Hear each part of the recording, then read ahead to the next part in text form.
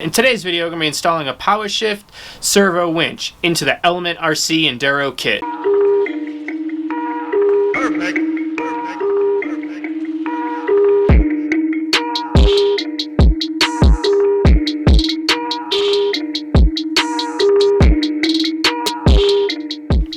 What is going on, everybody? Welcome back to the channel, and finally got my hands on one of those Powershift servo winches that I've been wanting to install into the Element kit. So that was one thing I was really excited with this kit, was that there was an extra slot for a servo winch. I kind of tried to make my own. I got a spool, and I kind of realized there's way more stuff involved in that, and they were out of stock with these Powershift servos, so I went ahead and got one as soon as they came back into stock. So this is the Roadrunner version, and it is all assembled, ready to go. So let's get this thing out. I'll show you a little more.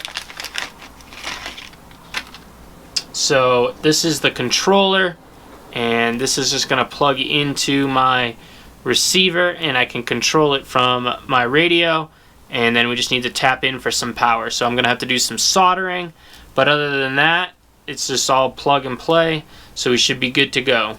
So you can see here's the winch. It's all assembled. It's got the hook tied. The spool's all done. You got your nut on top. And this thing should be ready to rock.